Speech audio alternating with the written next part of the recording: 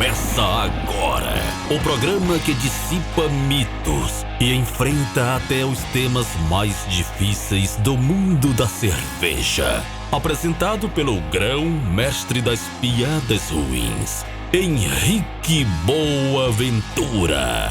Posso falar a besteira que eu quiser aqui, que tá tudo em casa. Na companhia de pessoas mais inteligentes que ele. Esse é o Brassagem Forte. Alô, Leute, Henrique Boaventura aqui e 307 episódios depois eu realizo o sonho de trazer uma das pessoas que eu mais admiro no mundo da cerveja, the man, the legend itself, John Palmer. Hey John, how have you been? Hello, I'm doing great. How have you been? I'm wonderful. That's a beautiful, beautiful day because I'm talking to you.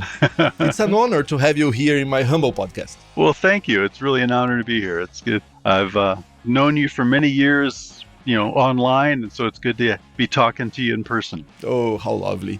E sabe que eu tenho na minha mais alta estima, além do John Palmer, que tá aqui comigo hoje, nossos queridos apoiadores e apoiadoras do Brassagem Forte. Os benefícios de apoiar o Brassagem Forte são muitos. Temos sorteios de equipamentos, livros e merchan exclusivos, participação no melhor grupo WhatsApp cervejeiro do país, acesso ao Jogando Forte, que é a nossa iniciativa de treinamento e aperfeiçoamento de avaliação de cervejas. Terminamos agora de fazer, inclusive, o kit da Stannis. E se você quiser ter acesso a ele, você ainda pode. Acesse o site stannis.com, Stannis com 2 N's, e use o cupom BF12 para garantir 12% de desconto em qualquer produto. Então, se tu quiser ter acesso a tudo isso, faça como Luiz Henrique de Camargo, Guilherme Zaniol, Thiago Fernandes Dias, Alessandra Gloeden dos Santos e Ricardo Daldim, além de um séquito de outras pessoas mais que nos apoiam pelo Apoia-se. O link é apoia.se/braçagem-forte, o link tá no post.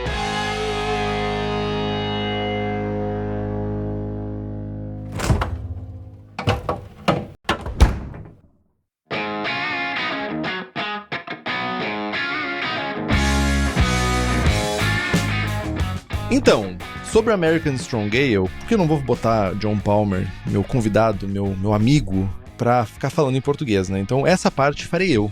Ela foi adicionada ao guia na versão 2015. Ela surgiu em meados dos anos 90, né? Com a evolução, como uma evolução de cervejas das Imperial Red Ales, e surgiram exemplares icônicos como o Arrogant Bastard da Stone Brewing. Historicamente, ela lembra o antigo estilo americano Stock Ale, uma cerveja que era uma cerveja de guarda, que ela tinha muita inspiração nas tradicionais cervejas inglesas, que eram feitas para serem guardadas por muito tempo, que eram fortes e amargas, e elas resistiam a esse processo. Entretanto, a American Strong Ale se diferencia porque ela não é necessariamente feita para ser guardada, ela é feita para ter um consumo fresco. Então ela não busca um efeito de maturação típico de uma Old Ale, por exemplo. E o nome Stock Ale ele pode causar confusão, e Imperial Red Ale cobre apenas um espectro desse estilo, é muito importante a gente pontuar. Então, falando sobre o estilo segundo o BJCP, é o 22B American Strong Ale, uma cerveja americana maltada, amarga e com teor alcoólico alto que se encaixa no espaço entre American Barley Wines, Double IPAs e Red IPAs. Os sabores maltados e lupulados podem ser bastante fortes, mas geralmente estão em equilíbrio. No aroma de lúpulo de médio a alto, tipicamente apresentando características modernas de lúpulos americanos ou do Novo Mundo, como cítrico, floral, pinho, resinoso, condimentado, frutas tropicais, frutas de caroço, frutas vermelhas ou melão. Malte de moderado a forte, trazendo suporte ao perfil de lúpulo. Caramelo médio a escuro é comum, possivelmente tostado ou como pão. Além disso, são permitidos em segundo plano notas levemente torradas ou de chocolate. Perfil de fermentação de neutro a moderadamente frutado, e o álcool pode ser notado, mas não deve ser similar a solvente. Na aparência, de cor âmbar médio a cobre profundo ou marrom claro. Clarinho de quase branco a castanho claro, com o tamanho de moderadamente baixo a médio. Pode ter baixa retenção. Boa limpidez e possivelmente lágrimas alcoólicas. No sabor, malte médio a alto com qualidades de caramelo, toffee ou frutas escuras. A complexidade do malte pode ter o suporte adicional de sabores tostados, como pão ou ricos. Chocolate leve ou torrado é permitido, mas não deve ser queimado ou acentuado. Amargor de médio a alto, sabor de lúpulo de moderado a alto, com os mesmos descritores do aroma. Ésteres de baixo a moderados, pode ter um sabor de álcool perceptível, mas não deve ser acentuado. Dulçor de malte de médio a alto no paladar, terminando de um pouco seco a um pouco adocicado. Não deve ser xaroposa, doce ou enjoativa. Retrogosto de amargo, amargo adocicado, com lúpulo, malte e álcool perceptíveis. Na sensação da boca, corpo de médio a cheio, um aquecimento alcoólico pode estar presente, mas não deve ser excessivamente quente. A astringência leve de lúpulo é permitida, carbonatação de média baixa a média. Comentário sobre o estilo, um estilo bastante amplo que descreve cervejas rotuladas de várias maneiras, incluindo as modernas Double Red Ales e outras cervejas com teor alcoólico alto, maltadas, porém lupuladas, que não se encaixam no estilo Barley Wine. Diversificado o suficiente para incluir o que pode ser esperado por uma American Amber Ale com teor alcoólico mais alto, com espaço para versões com maior teor alcoólico de outros estilos de American Ale. Em comparação de estilos, geralmente com teor alcoólico não tão alto e nem tão rica como uma American Barley Wine, mais maltada do que uma American ou Double IPA, mais intensidade de lúpulo americano do que uma British Strong Ale, mais maltado e encorpada do que uma Red IPA. Estatísticas: densidade inicial entre 1062 e 1090, a densidade final entre 1014 e 1024, amargor, entre 50 e 100 IBUs, SRM entre 7 e 18, que é a cor, e teor alcoólico entre 6,3% e 10%. Exemplares comerciais: Fathead's Bonehead, Great Lakes Nosferatu, Oscar Blues Night, Port Brewing Shark Attack Double Red Ale e a Stone Arrogant Bastard. Last time I saw you, I did not act as a crazy fanatic for you, and we had just a great talk talking about knives and forging and things like that. Yeah. Before the show, I was showing you my barbecue knives, and you were showing like your big machetes, right? Yeah. And we were discussing before we start the show, what could we talk about today? So we were chatting and discussing that you love strong and malty beers. You are a big fan of this kind of beers, right? Right. So we came out with American strong ales. So today we will talk about this style. First of all, why do you like so much about strong and malty beers? Well, I think it goes back to my beginnings in home brewing back in the early 90s.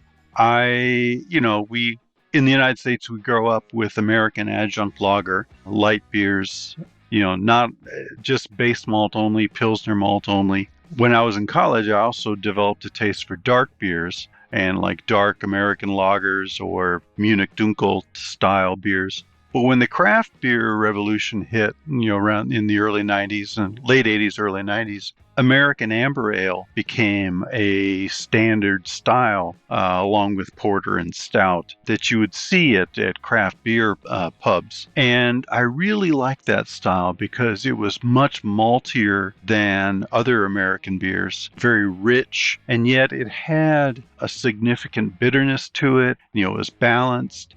So it was just a giant beer, flavor that really appealed to me as a new craft beer drinker. It's not like a straightforward beer to one aspect. It's not just a malty beer. It's not just a hoppy beer. It's the combination of both, right? Right. And it begins like an imperial red ale, right? I can see the relation, but yeah. Today it's like not the same, right? Right. Yeah, Imperial Red is a little bit different. I mean, you have American Amber, and then you have a double red or Imperial Red, which is essentially like an American Amber, but just, twice the alcohol, double. So, or anywhere from, say, 5% up to 9% ABV.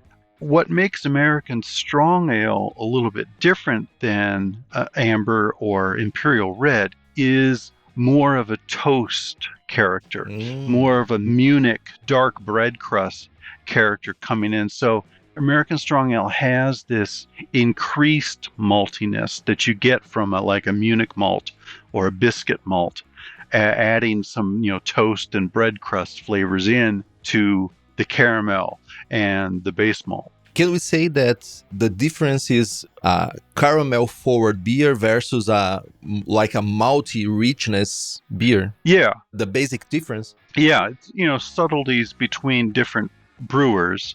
But yeah, whereas American Amber is strictly base malt or like English pale ale malt plus caramel and American hops, American yeast. We add in the toastiness of like a biscuit malt and or like the higher melanoidin of a dark Munich or a Cara Aroma type malt, just to add that extra breadiness and bread crust character to it. It's you can see the parallels on the lager side of things where you have a Munich Dunkel and then say a Bock or a Doppelbock or a Dunkelbock. You're going stronger, but you're also going breadier bread crust. And there you're shying away from the caramel malts. Whereas on the ale side, now you're adding the caramel malt character in. I was thinking the comparison of lagers like a Helles Bock versus a dark Bock. Yes. Like a Bock, a real Bock one, the dark one. Yeah. And BJCP seems to have an issue with some styles, making it like too broad. They are too broad. Yes. There's like a fairly broad range of statistics and flavors. What are you thinking about this kind of thing? It's okay to like trying to be too broad, or maybe people who will read the guidelines will be confused by like too many things that you can put on a beer, like everything but the kitchen sink? Yeah, there are people that want to accommodate every commercial example, where a brewer says, oh, well, this is this style, I'm entering it in this style, and then the judges give it a medal, and but on review it says, well, this is labeled as an imperial red, yet you won in this category. Well, okay, we got to broaden the category a little bit just to keep it, because everybody thought this was a great example. We've got to broaden the category to make sure we encompass that. I don't know. I guess as an engineer, I think, no, make the categories a little bit more defined. Make the brewer enter a beer that fits that category.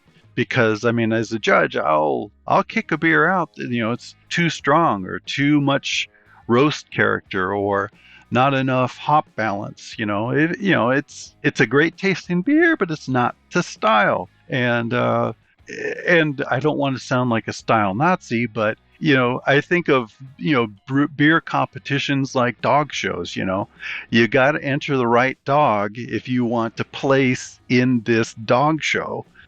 Never mind that it's a great dog and or it's great beer. If you're entering it in a particular contest, then yeah, you got to brew to the guidelines. And so I like a narrower set of guidelines. And I think it really is, if we're talking beer competitions and entering a beer competition, I think you as a brewer are proving yourself by brewing a beer specifically to fit a category. I mean, you as a brewer should be able to do that. The flip side of the coin, of course, is that you as a brewer need to make money, and you've got this top-selling beer that everybody likes, and you're trying to figure out where to enter it to get some more recognition that you make this great beer. So, yeah, there's definitely two sides of the coin, two sides of the street on ways to look at this. But I think as a judge, as someone that's trying to discern beer and judge it accurately, a tighter style definition is helpful. I couldn't agree more with you, because we have yourself have participated of many like Brazilian contests, yeah. And there's the competitions here has some things that you like. You have like a commercial that is sold like a Pilsner, like an international Pilsner, yeah, that won a gold medal on a cream ale style. Yeah, that's the kind of thing that it ticks me like fuck. Yeah. Exactly. Why? Why not brew an international Pilsner? Why entering in the cream ale? Yeah. You see, like, why not making a good cream ale or a good international Pilsner? Why there's like this subjectivity? Yeah. We won't solve this problem today. So, talking about brewing an American strong ale. Looking for the malt side, how should our grist for this kind of style be?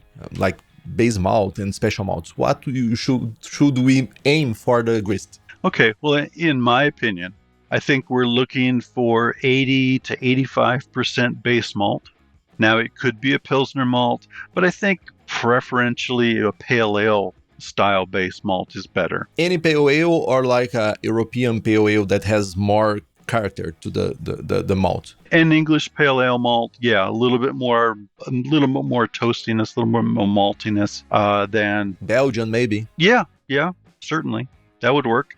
But if you use a Pilsner base malt, for example, you would want to make up for that by including, say, 3 to 5% of a toasted malt, like a biscuit malt, or a cara aroma, something with the melanoidin, the bread crust type biscuit flavors, because you do want that character in an American strong ale, that little bit of bread crust to really kind of give it a third dimension beyond the caramel. So 80 to 85% base malt, somewhere between 5 to 10% caramel malts, because you do want the caramel character, you want the residual sweetness, you want the body that a caramel malt gives. You are brewing this to a 6.5 up to 10% ABV, depending on which end of the style you want to go to. And in terms of the bitterness units to the gravity units, BU to GU, you're looking for like a 3 to 4 ratio up to a 1 to 1 ratio. Okay. 3 to 4 being kind of like the strong amber character, 1 to 1 being more the IPA kind of hopping character. Perfect. You want a really good malty balance, but you also want bitterness to really be a strong character there, punch through the maltiness, kind of set up a stop to the maltiness, and so that the beer has a clean finish. Perfect. Malty but bitter kind of finish. So yeah, 80 to 85% base malt, 5 to 10% caramel malts. You could go a little bit over, of course, 10, 11, 12, whatever. 3 to 5% of a Munich toast, biscuit, aromatic character to give it that third dimension. Like a dark Munich? Yeah, like a 10, 12 at Lovobond, maybe up to 40 EBC. But also that Cara aroma, like Wyron Cara aroma malt too, or aromatic malt. Some you could get into like the 120 EBC kind of color. You talk about the like aiming for melanoidin character in the beer. So I can see someone listening to this and thinking of, why not use just plain melanoidin malt? Is that okay for this specific style? Yeah, but like I said, this should be an accent. The melanoidin character should be an accent. A touch. It's predominantly warm base malt, caramel, and then the dryness in the finish of a biscuit or an aromatic melanoidin malt, where you're getting some dark bread crust finish to it. Like, you've taken a big bite of a sandwich, and part of that bite is the bread crust kind of drying out the finish of that sandwich. And it's the same with this beer style. It's a good analogy. In the caramel, I was thinking into like a blend of different kinds of caramel, like maybe some real dark ones, yep, together with a more like light one. And yeah, what's the approach that works better here? Yeah, I like a blend of caramel malts when I'm brewing. I'll do a 40, 60, 80 kind of blend. I'll also include a touch of like 120, where you get a little bit of the bitter raisin and burnt raisin or burnt sugar kind of character too. All of those characters kind of add some body and then some depth to that caramel character, as opposed to a singular caramel 40 or caramel 60, which works. A lot of your commercial beers are simplified that way, where they'll only use one caramel malt and one accent malt, just for simplicity and consistency's sake. But as a home brewer, where you're brewing this to really satisfy your malt cravings and to maybe make it pop out a little bit more in competition, I think a variety or a blend of caramel malts will serve you better. Like a 80% like light caramel and a 20% dark caramels, like that? Yeah. Although I'll often do like a third, 40, 60, 80. Interesting. Just for fun. There's lots of ways to do it. It must be fun, right? Yeah. It should be fun. It's making beer, so it should be fun. Yeah, why not? That's right. Talking about the mash. So we have a beer that has a lot of caramel. There's like a rich and bold malt character. So are we thinking about a step mash or a single mash? What works best? Well, you do want, you have a lot of caramel malts that will not increase the fermentability in the mash. So those really set up, your final gravity kind of character profile. So I think it makes sense to mash the base malt as fermentable as you can to make sure that the beer finishes cleanly, finishes quickly on the palate rather than lots of lingering sweetness. Okay. So yeah, I tend to brew single infusion mash right at 65, 66 degrees Celsius. But, with today's all-in-one brewing systems, like the Grainfather and so on, you have that temperature programmability where you can dial it in, you can dough in at, say, 55 degrees C, 60 degrees C, and then kind of slowly ramp it up to 65 to really push the beta amylase, activity, and drive it. So yeah, I think a single infusion mash, especially with today's highly modified and highly enzymatic malts, works. But given our technology and the ease of technology, there's no reason you can't, dough in a little bit lower and ramp it up and play with the temperatures to, give the fermentability every, enhancement you can. I don't promote doing a mash out, in How to Brew or, my books, but I often end up doing one just because it's so damn easy on the, controller, just like, okay, I'll do a little mash out at 70 or 75. When you wrote, it wasn't that easy. Now it's easier. That's right. For this kind of style, I really like to use like the Hochkurs mash schedule, like begin with 40 minutes, like 64, 65, rest, and then increase to like a 70 degrees. I think that works here too. It does. I think, like I said, though, today's base malts, and you need to look at your particular base malt to know for sure, but today's base malts tend to be highly enzymatic, a lot of diastatic power, and they're very well modified. But so much of your conversion is really going to happen in the first 20 minutes. From then on, you are kind of working the fermentability and making sure that any larger dextrins are broken down into smaller, into maltose and, the highly fermentable sugars. But yeah, today's malts convert really quickly. So I don't know that, in other words, I think we're spinning our wheels a bit if we do long rests at higher temperatures, because I think really all of the activity has already occurred. So I don't know that a long time, spent at a higher temperature is really beneficial. It ensures that there's no residual starch, but I think that's a small risk, and maybe a 1 or 2% difference in the total sugar profile of the wort. It's cheaper to buy more malt. It's much cheaper. Yes. How to brew, there's a analogy that you made using the branch tree, from a tree, that it's stuck in my mind forever. So I think that's this kind of, it's the perfect analogy for what you're talking right now. Yeah. And I don't think, well, home brewers, we know that from the head of a home brewer, we can get anything from that. But I don't think that they will use like floor malted for making American strong ale.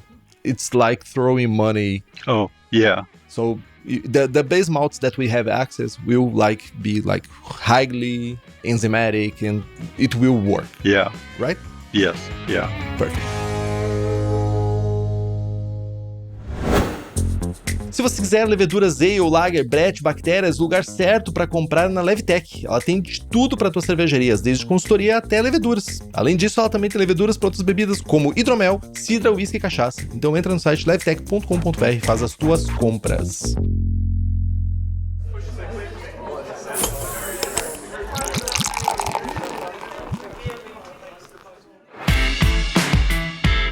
Moving on, let's talk about hops. Okay. It seems that everyone loves hops. I don't like hops. Oh yeah. I'm not a big fan of hops. I like the usage of hops to balance malt, but I really love malty beers, especially lager beers. More especially Rauch beers. Smoked beers are. Yeah. It's like we reach the peak of the beers when we were brewing Rauch beers, and today it's like meh, hops, meh. So hops for American strong ale, like I said before, seems to have like two backbones: the strong malt flavors and the strong hop flavor, like strong charge of hops. How to distribute these charges, and what IBUs should we aim for this beer? Like you told about the BUGU ratio, but I would like to talk about like hop profile here. Yeah. Boy, here's where we get into a lot of personal preferences. I don't know whether it's because I'm right or just because I'm old, but you're not that old. You're not that old, man. Come on. But I have more white beard than you. Yes, but I've got about 20 years on you besides. Okay. That's every inch of this white beer is caused by some IT client. That's fair. Yeah. Anyway, yes. So for me, I agree with you that I love a good malty beer. And one thing I say in How to Brew that I kind of realized myself over my brewing career was that hop flavor and malt flavor kind of clash. Where if you're trying to make a nice, rich malty beer, then putting in a lot of flavoring hops in the middle of the boil tends to muddy up that malt character. So, a good solid bitterness charge is good. And, I brew, one of my favorite homebrew recipes is a Dunkelbach, about 1065 OG, Vienna, Munich, and a touch of roast, but at a 30 IBU bittering charge only. I'll use Mount 60 minutes. Yeah, 60-minute bittering charge only. I'll use like Mount Hood or Perla or Magnum, or just a good clean bittering hop, and that's it. And that way I get all of my malt flavor carrying the flavor of the beer. I got the bitterness balance, but I'm tasting a clean malt flavor. Okay. Sometimes I'll throw in a little bit of aroma hops right at the end of the boil, or in a hop stand after the boil, Whirlpool edition kind of thing, just for some aromatics, but nothing to really muddy the malt flavor that I love. So I think that kind of perspective on American strong ale is appropriate as well, where you want a good strong bittering charge, and I usually shoot for like 50% of my total bitterness IBUs from that 60-minute addition. Okay. Then I'll sprinkle in some flavoring hops and some finishing hops, aroma hops, and some maybe even a little dry hop, depending on what I'm feeling like at the time. But the point is, I want to balance the beer, but I want to leave plenty of room in the flavor space for the malt character. I don't want the malt and hop character to clash. And in terms of hop choice, again, here's where I'm kind of old school. I like the pininess and citricness of classic American hops like Chinook and Summit, Cascade, Centennial, because I think the citric flavors and the pine flavors they coexist well with the malt character. A lot of people today like the very fruity hops, the tropical, Pacific hops, the New Zealands, and I don't care for those flavors as much. But if you are a fan of those flavors and your palate can differentiate that extreme fruitiness from the malt character, then great.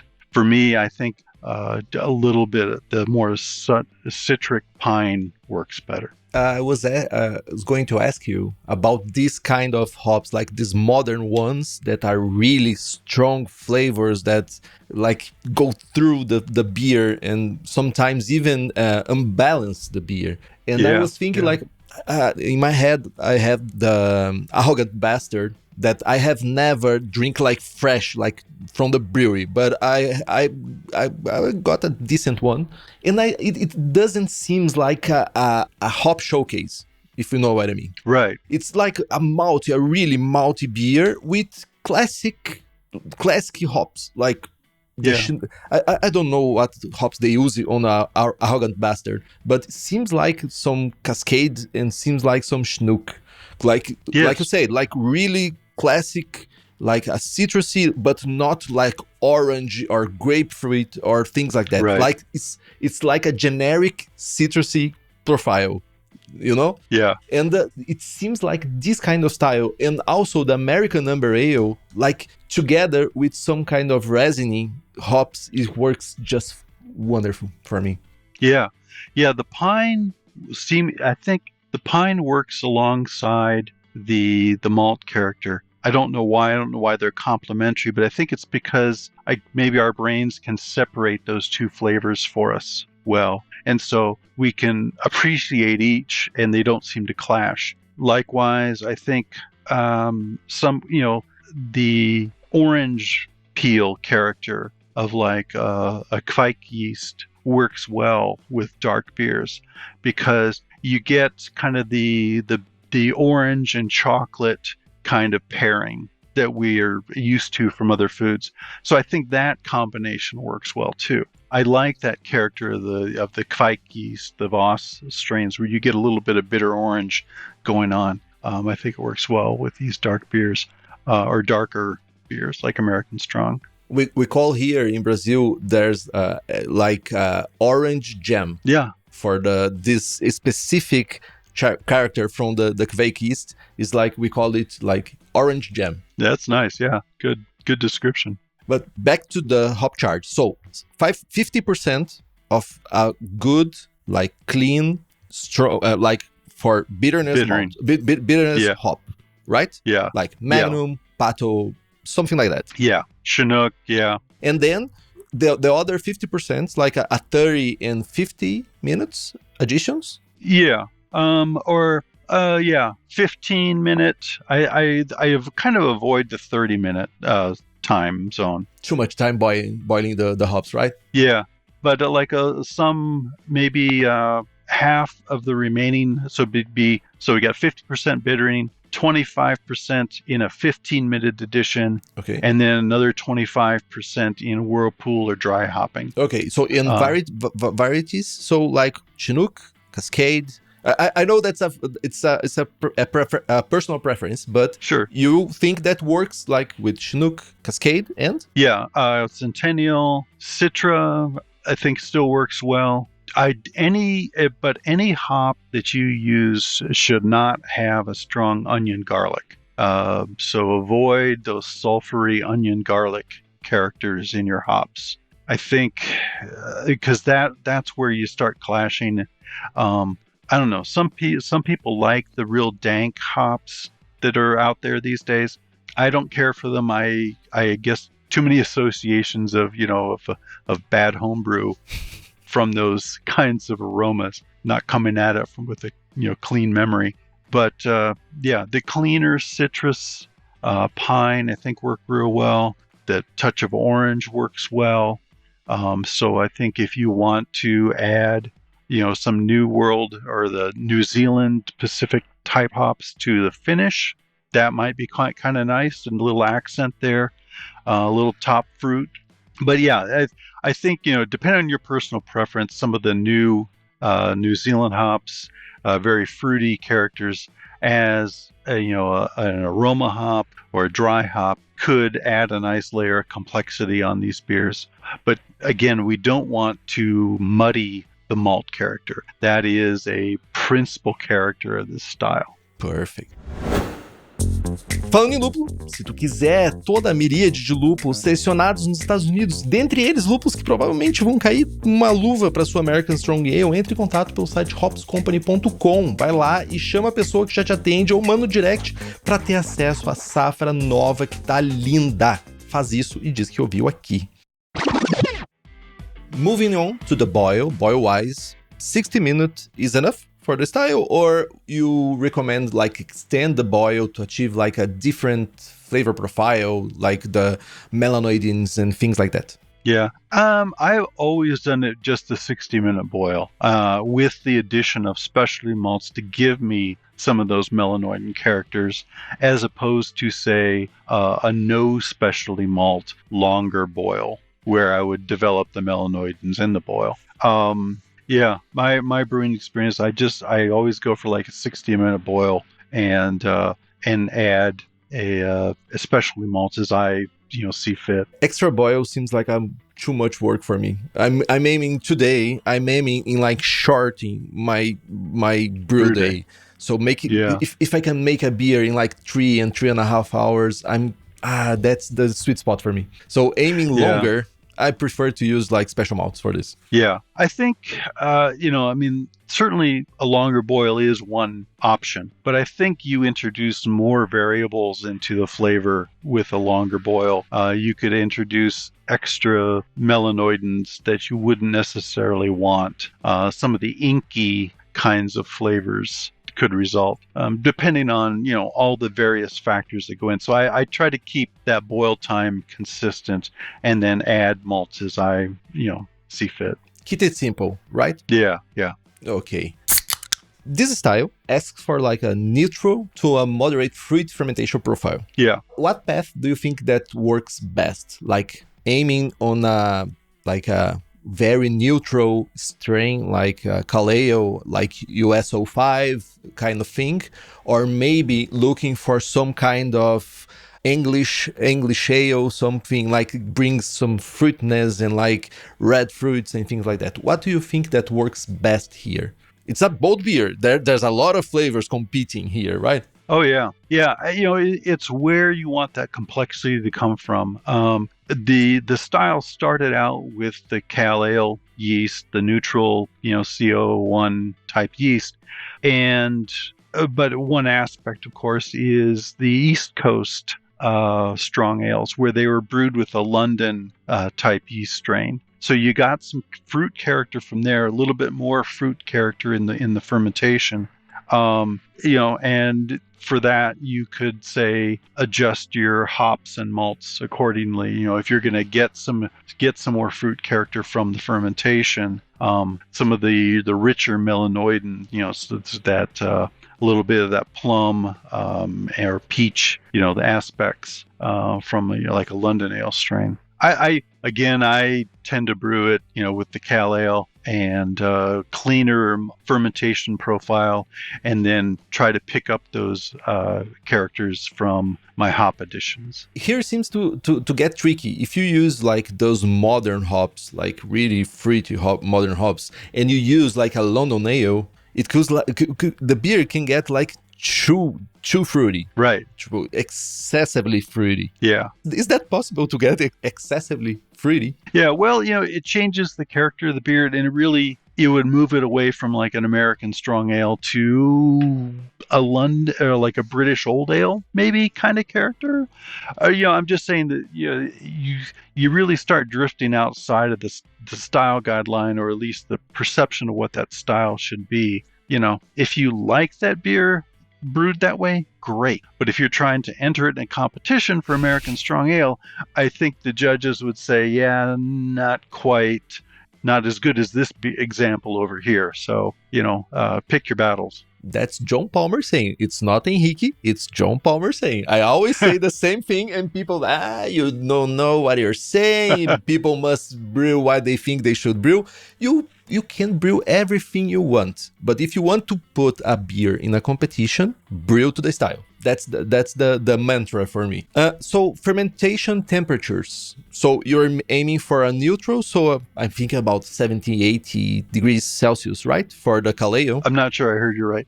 70 or 80 degrees Celsius? Celsius, exactly. That would be like 17, 18. 17. Okay. Sorry. Yes, that's right. Yeah, about 60, 62 Fahrenheit, right? 80 and 70 is not fermenting, it's almost boiled. yeah.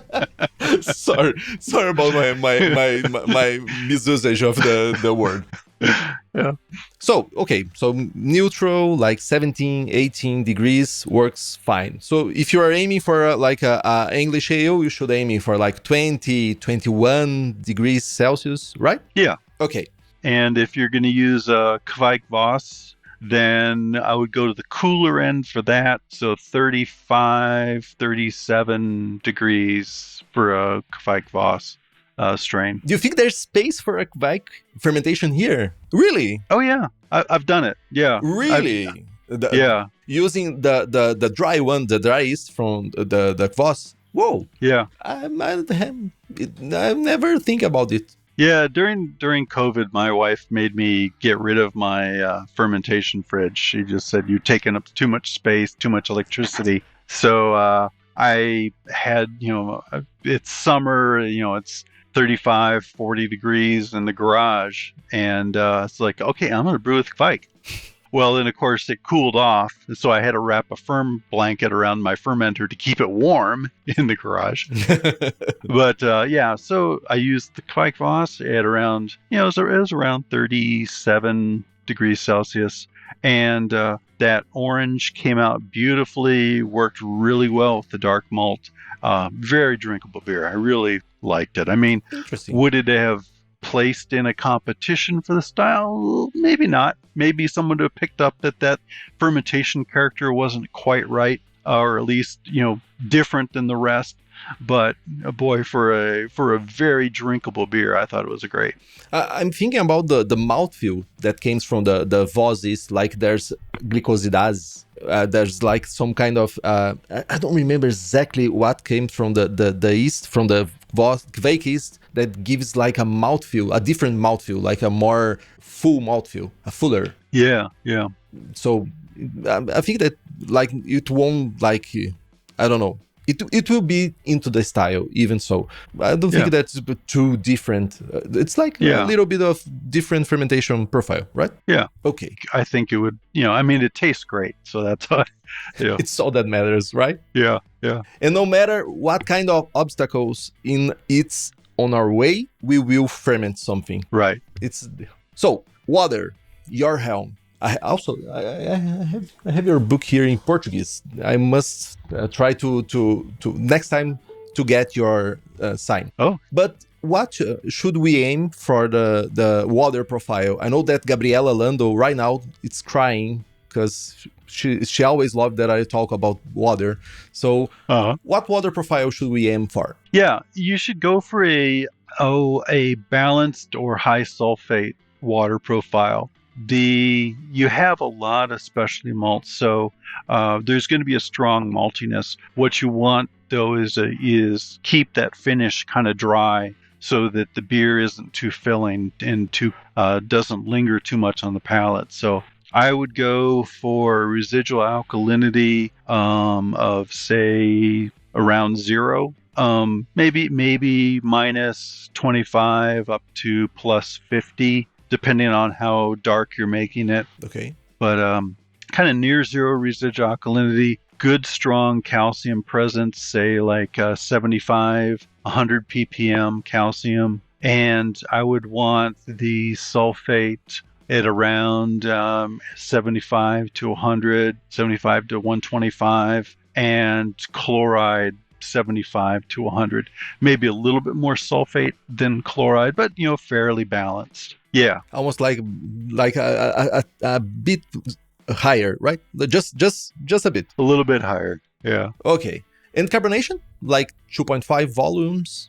Yeah. 2.7. Yeah. It's Stone Aragon Bastard is a good example of this style, and kind of what I think of when I'm thinking of this style. But out of a bottle at 2.5 volumes, it can seem pretty harsh because it has a high bitterness. But when you pour it into a glass or you serve it on draft, a lot of that carbonation comes out and it softens up quite a bit, and it really balances better. It's much more drinkable in the glass than it is straight from the bottle or straight from the can. Interesting. Another competition tip is brew and bottle your competition beers at a higher carbonation, because they're going to pour them, and and it's going to be tasted over a period of time. And as that carbonation softens up, different characters will come out, and the judges will, accommodate that and expect that. I've had so many competitions where a beer pours with low carbonation and it doesn't have the initial life that allows you to compare it favorably with other beers in the competition in that flight. So yeah, pour it with, bottle it with a little bit higher carbonation, 2.5 volumes, maybe even up to 3 volumes, because even if it foams, and you're going to be swirling it, tasting it, smelling it. That higher carbonation helps convey the character of the beer, and yet as it softens, more character will come out, versus if it pours soft, that initial life is missing and it's not going to compare well to the other beers in the flight. Nice. I was thinking about this style for a cask ale. Oh yeah. So, it seems like there's the English strong ale also. But I don't know if you don't know aiming for like the strong carbonation, like really high carbonation, maybe a cask ale serving with 2 volumes and a sparkler, right? The thing there's sparkler, right? Mm-hmm. It seems like a nice way to serve this kind of beer. Yeah, like Arrogant Bastard and other Imperial Reds, when you serve them on a cask or with a stout type faucet, where it softens it up and really aerates it as it pours, the high bitterness that we put into the style softens up nicely and really helps it work well. So it's common to use the stout faucet, like the real I guess on the homebrew side, where homebrewers are serving this style, they're often using that kind of faucet, or as you say, using a kind of on a softer draft system. Perfect. Bom, você viu que como cada ajuste, né? Se a gente tá falando aqui de água, por exemplo, como o John estava trazendo, cada ajuste faz a diferença no resultado final. E na sua produção, se fosse possível total controle sobre cada etapa, garantindo alta repetibilidade e qualidade em um lote todo, você não queria? Claro que queria. E você consegue isso com os equipamentos da Easy Brew, nossos patrocinadores, estimados patrocinadores aqui do Brassagem Forte. Eles são especialistas em equipamentos cervejeiros de ponta com automação avançada e sistemas de controles precisos. Tudo idealizado para quem quer elevar o padrão da sua cerveja, seja na produção caseira ou profissional. E se você quiser ter acesso, você quer comprar, você quer olhar para esses produtos maravilhosos, você pode acessar o site easybrew.com.br e você vai ter acesso a uma miríade de produtos geniais para sua braçagem ser do jeito que você merece. Entra lá no site e diz que escutou aqui no Braçagem Forte.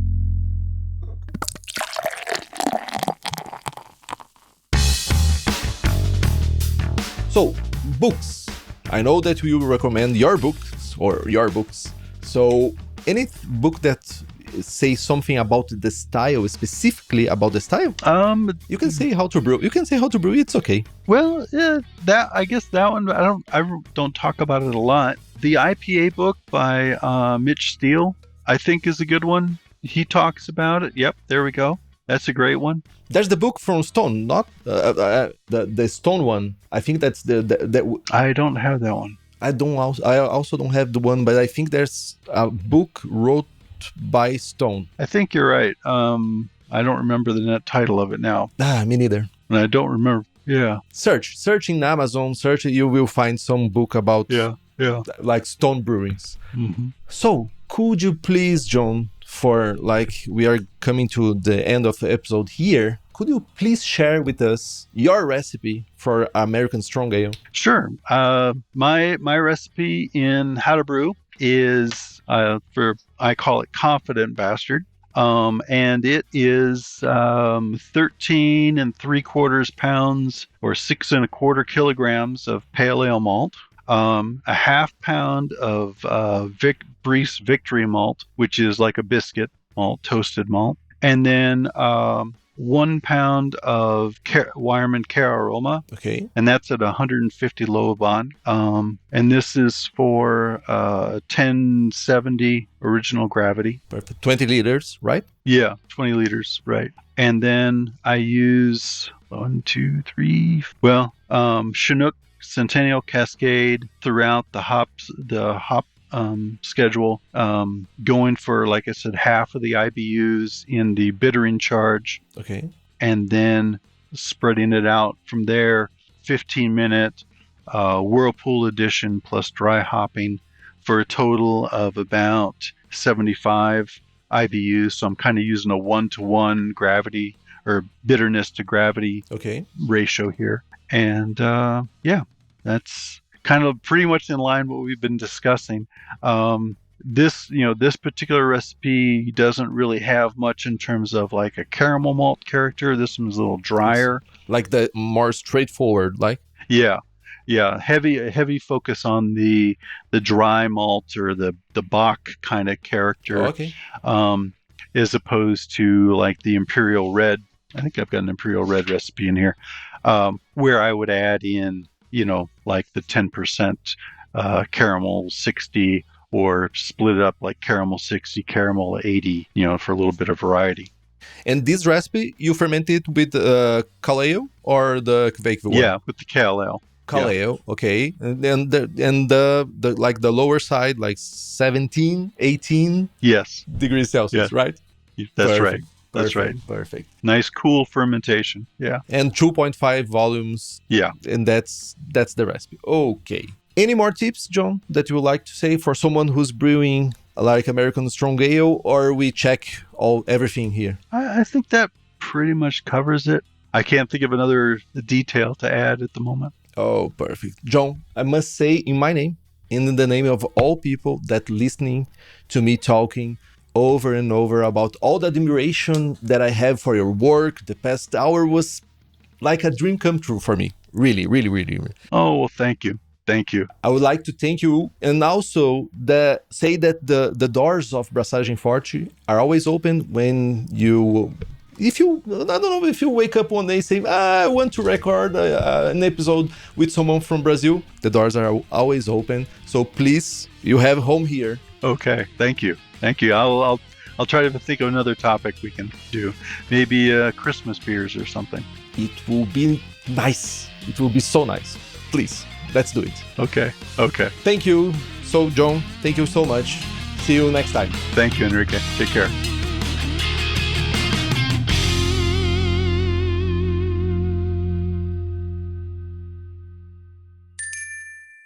Este podcast é uma produção da Pint Network e está disponível no Spotify, no YouTube ou na sua plataforma de áudio preferida. Na nossa equipe, contamos com a colaboração de Henrique Boaventura, Ludmila Almeida e Maurício TK, sócios e apresentadores do podcast. Também fazem parte do time Gabriel Gurian, na apresentação e redação do blog, Rubens Reis, na edição, Hop Your Media, nas redes sociais, e Laís Andrade, no design.